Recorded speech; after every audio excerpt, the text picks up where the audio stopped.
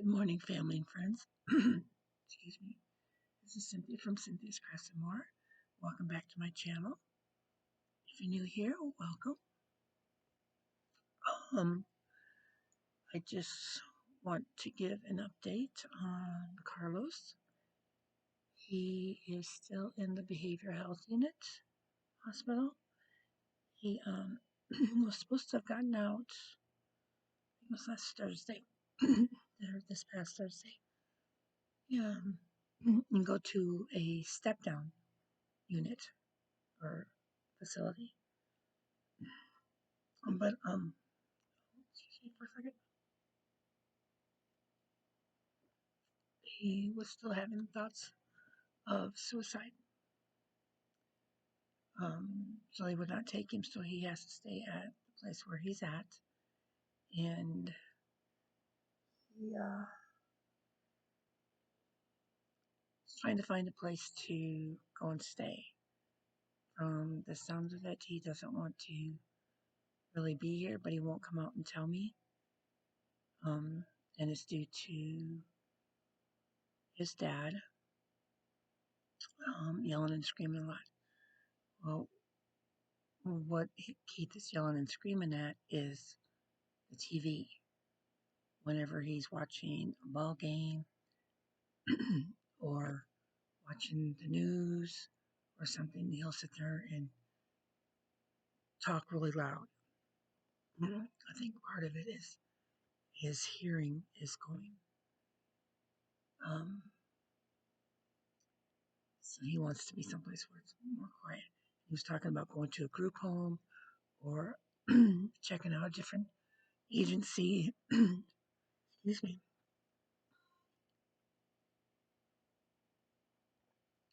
Or an ADH home, which is an adult disability home. It's kind of similar to a group home, but there's not as many people.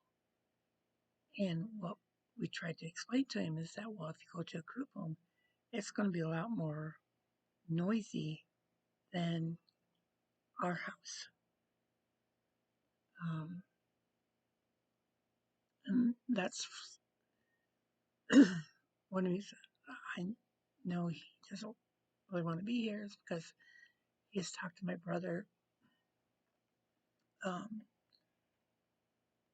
And my brother was able to get out of him some information.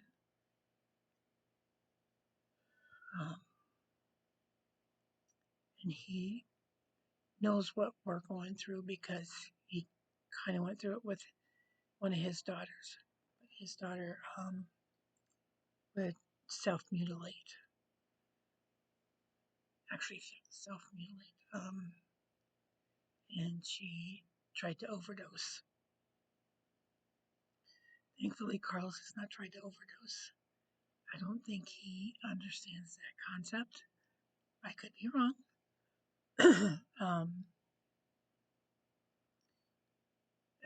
If some of you guys are new here, Carlos has been diagnosed extreme ADHD when he was about 3 years old. They did a study, and he was like every day for I think it was a month. He went to a behavioral health area unit. Excuse me. And they watched him interact. So Keith would just drop him off early in the morning, and then when he got off work, he would go pick him up. And due to what they saw and everything, they diagnosed him with extreme ADHD. Keith also had Carlos in a study on the effects of Ritalin on kids under the age of 5, I think it was. Might have been 9, somewhere around there. Excuse me. And they didn't know if they were actually getting the actual pill or if they were getting a placebo. So, and with Carlos's case, they did have him on both, and uh, so they were able to give him a good diagnosis. And then when Carlos was, I want to say about 10, they diagnosed him with moderate bipolar. And along with all this, he also has cognitive delays. Um, so he is actually 21 right now, but his mind is that of a like 9, 10-year-old. So there's things that he comprehends and there's things that he doesn't. And especially with extreme ADHD, his mind goes like really super fast at times, and that's when a lot of time he loses it. Um, he, I did do for about a year worth of tracking of when he started his behavior issues, how long they lasted, um, what triggered the behavior issue. And over that time, whenever he had a behavior issue, it was always during like a day or two during, or excuse me, before, during, and after a full moon or the new moon. So my husband and I have been keeping track of that. And when it gets close to that time, we're very careful about what is happening around Carlos, um, and watching what may be triggering. I'm still documenting things. Um, he has been going to what's called an adult day program. Um, and there's like 3 other males. I keep wanting to call them kids, but they're all adults there because you have to be basically 18 and over. Um, that he has issues with, where they're threatening to beat him up, where they just come up and kick him.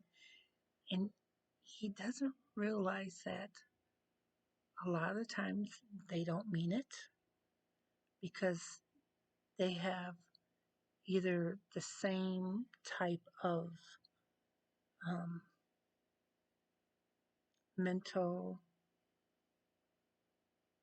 stuff going on in their heads, their cognitive delays. Um, they can be worse than Carlos. And he's been told that he needs to stay away from them. Well, I found out recently that he's been going up to them and making the first contact. And they retaliate against Carlos or start whatever they do to him, to antagonize him. And he retaliates, and he's the one who gets caught a lot of times because he's doing the retaliation. And we dealt with this when he was going through the public school system. And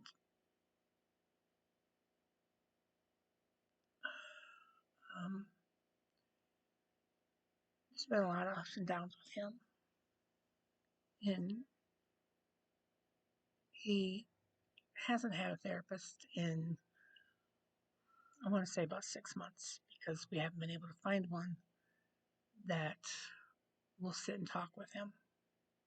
We do have him on a med management, and a lot of the stuff that he's been going through, um, he had a recent change in one of his meds is called Depakote, and he gets his blood work done every um, usually about once a month, but his levels had gone up to 124, and so his med management doctor, he was at 750 milligrams in the morning and 750 milligrams in the evening. So she dropped it down to 500 in the morning, 500 in the evening. Well, in a week's time, it drastically dropped down to 51. And because we did another, after a week of being on the lower dosage, we did another blood test. And that's how we know how it dropped. And at that same time, it was a full moon that weekend. So there was a full moon the weekend. His drop in the medication, I personally believe, is what triggered all what's going on right now with him.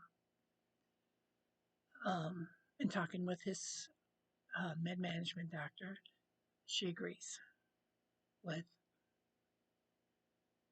what my thinking is and everything. Um, so we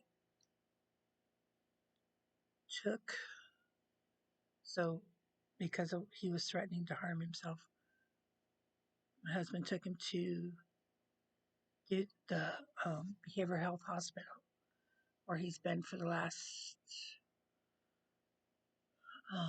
2 weeks. Um, and he's really wanting to go down and live with Grandma Johnson. He doesn't understand that Grandma Johnson just turned 87. She is like 5'4", I think, and he's 5'7". So, and she's petite. And Carlos is a pretty stout young man. And we've tried to explain to him that if he were to have another meltdown, Grandma Johnson wouldn't be able to do anything and he would probably hurt her. So we're trying to talk him out of that, but he's like, he gets something in his mind and it just like stays there. And he just like has blinders on. It's like he can't see anything, can't hear anything as to what's going on with that until we get those blinders removed and the earplugs out of his ears. So figurative, figurative, not figurative.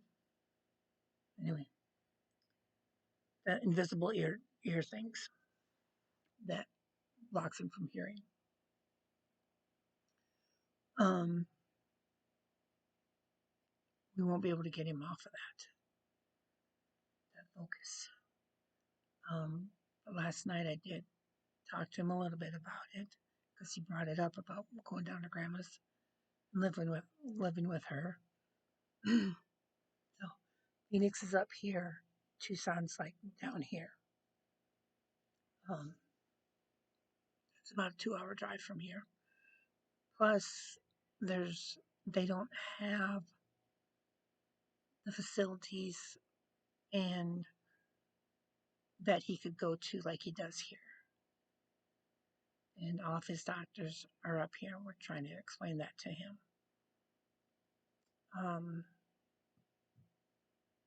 So the facility where he's at is supposed to be contacting his DDD case manager, which is Developmental Disabilities Department through the state.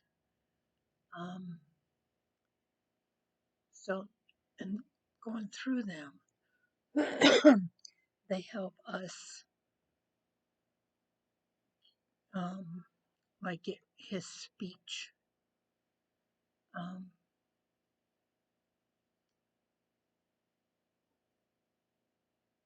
His speech therapy, his physical therapy, his OT therapy. If we need a weekend respite to where, Carlos can either go someplace for a weekend or um, somebody come and take him and do things with him. It give Keith and I a break. We haven't had that since he moved back home back in June. We really haven't needed to do that, but he has requested. So I think he's at that point where he's needing a break from us.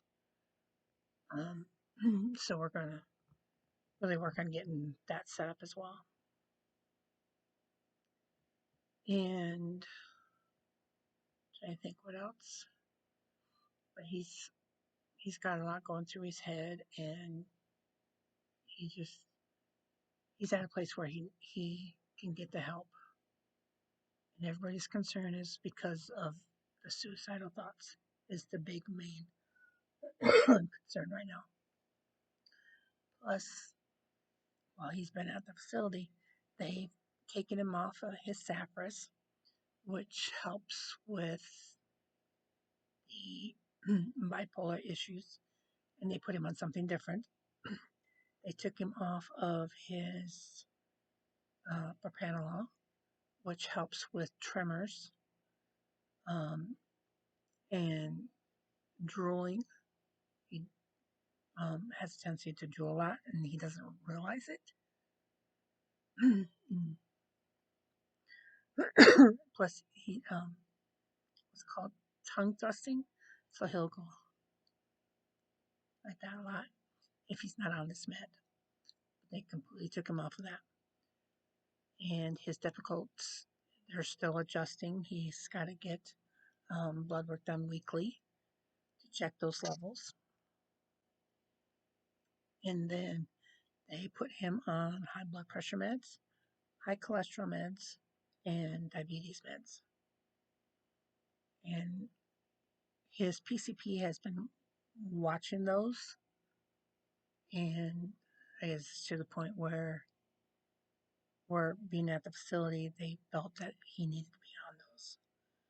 So we've been trying for months to get him to change his eating.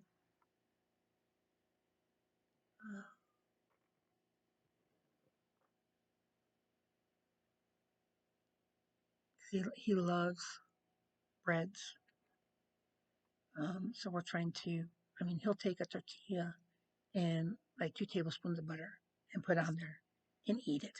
Like, oh, gross. And I didn't realize he was doing that until one day I saw him. So and I tried to explain to him, it's like if he kept eating that way based on his blood works and stuff, he's going to end up with some serious health issues. Well, he's on those meds now, and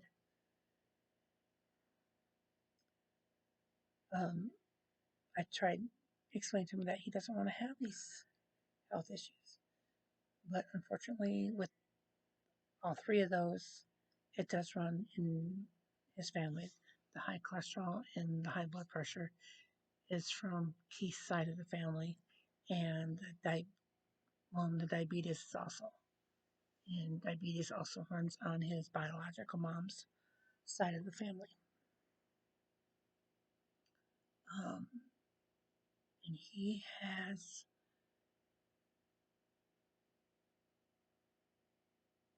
the poor little guy has a lot of things going on that he needs, and all the prayers would be greatly appreciated.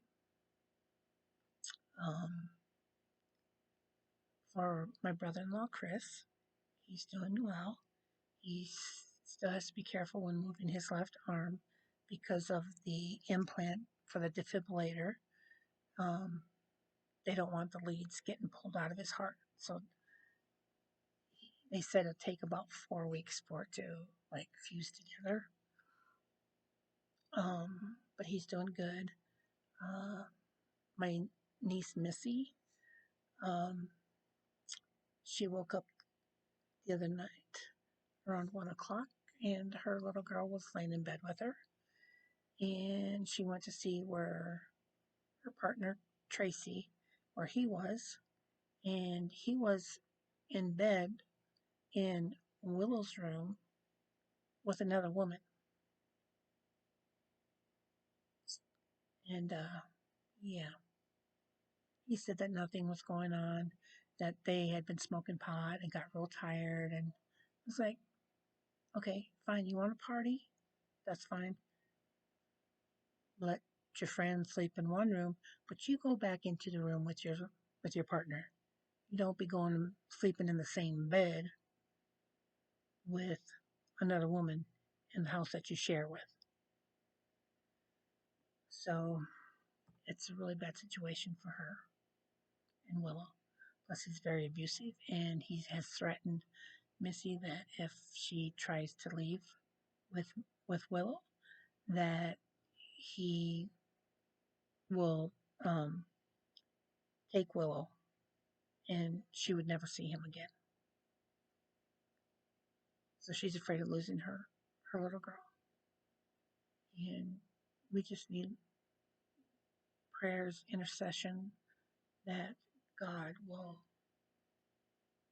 give Missy the strength, the courage to be able to get out of that relationship. Plus, she has found text messages from another woman that he had been texting with and I guess cheating with for the last year at least. He'd go up to, they're in Colorado, he would go up to Wyoming, I think it is, and hook up with this lady. And one time on the way back, he got pulled over and got busted for going across state lines with a bunch of marijuana. So he's been going back and forth, supposedly, for court um, hearings. And by doing so, going up to Wyoming and getting caught with all that marijuana, he violated his probation. And he's not supposed to be drinking, and he does. So I need my niece to be out of my niece and grandniece to be out of that situation. So any prayers that you could do to lift them up would be greatly appreciated, especially after what just happened. So yesterday, my sister had babysat my grandniece Willow the whole while Missy was at work. I have no idea where Tracy was. If he was still there at the house or if he left or what. um, my friend Jandera, or Gerwin over at Jandera Homestead, finally had her surgery on her leg. It started to heal, and so they had to refracture it so that they could set it properly. Um, and this was, I believe, last Thursday that she had the procedure, sometime last week. And I saw a brief clip, and it looks like she's still in the hospital with quite a bit of pain yet from that procedure. So if you could just lift her up in prayers, that would be greatly appreciated. Myself, I did end up in the hospital or back in the emergency room. It was a week ago Saturday, um, with a bunch of chest pains. And I didn't know if it was my lungs, my heart, or if it was my digestive issues. They did 2 EKGs, a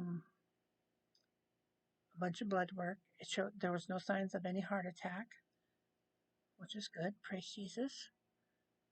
Um,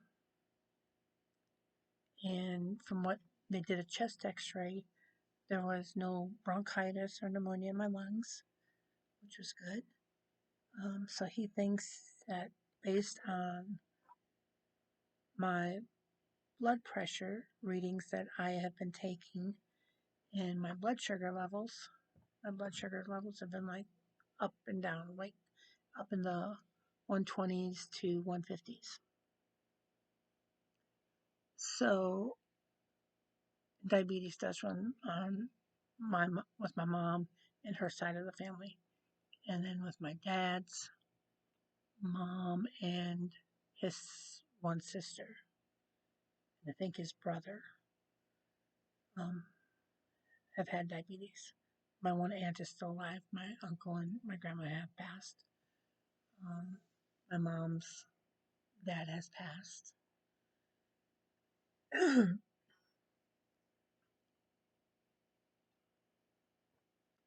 And so I've always been real careful on that. So I've been trying to adjust what I eat, and especially with the chronic gastritis that I have. When I eat, it doesn't digest properly.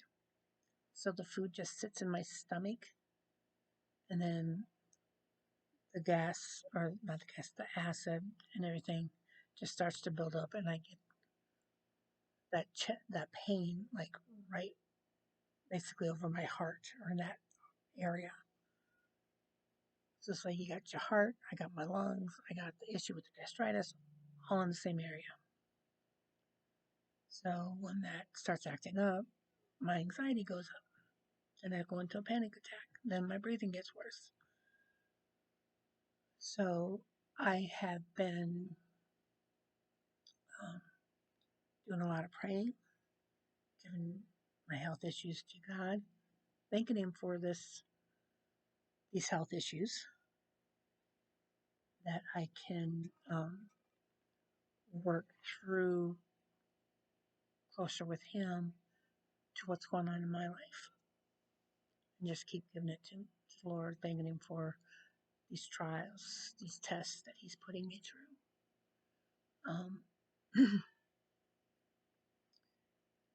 And when I eat, I basically can only eat one item at a time, and I need to let that digest if it's a solid food. Sorry, there's a little mosquito flying around.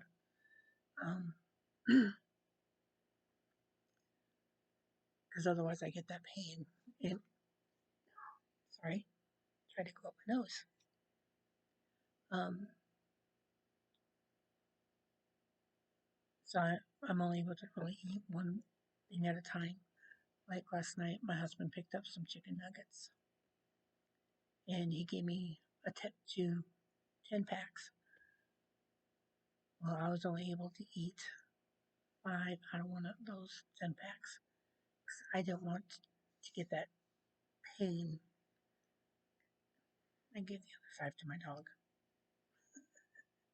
She loved them. She loves those snacks.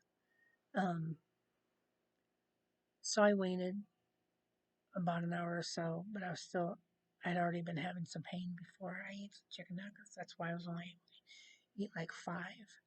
And that's one of the symptoms when, if you eat just a small meal and you get that pain and everything, it's that chronic gastritis. And I'm going to be calling my gastroenterologist tomorrow, which will be Monday, to see, to let him know what's going on. And it just seems like it's getting worse and worse. So he said if it would start getting worse, then he wanted to do what's called, I don't even know the name of it, but basically you drink this stuff. It's like a chalky um, drink stuff that they, when you drink, they monitor on an X-ray, and you can see it like moving down. It's really cool. They had to do it for Carlos when he was little. Um, and see if they can see like if there's a blockage, um, because they did do a dilation of my throat, or excuse me, my esophagus, and back on the 10th, and um, there could it could that could have collapsed again, which is why I'm having the issue. That is a possibility. So let's see if that has happened. So they'll have to go back in and do something to keep the esophagus open so that it's easy for me to swallow and everything. But I've had my gallbladder taken out, so a lot of the enzymes that your stomach gets to help digest foods, my body isn't doing that because I don't have the gallbladder. But today I'm feeling good. I slept almost 12 hours last night, and I did have a heating pad on my back, which seemed to help a lot because I was having a lot of back pain or in the hip area where it feels like my hip is trying to catch. And talked to my pain management doctor on Friday, and he wants to just kind of monitor it for a little bit longer. And we're waiting back to see what my bone density comes back showing. So if there's an issue with the bone density scan, then he will probably do like a CAT scan or something of my pelvis and hip and my spine because I have deteriorating discs and they're putting pressure on my spinal cord, which causes the pain and numbness going down into my legs, which makes it hard for me to do things. I can get up and walk around maybe 15 minutes before I have to sit. So I think I've rattled on quite a bit now, so I'm going to let you guys go. Thank you for listening. If you've made it this far, I really appreciate it. And I appreciate all the prayers for my family.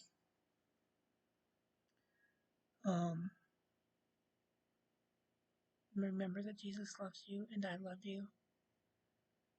Let's pray for peace for the world.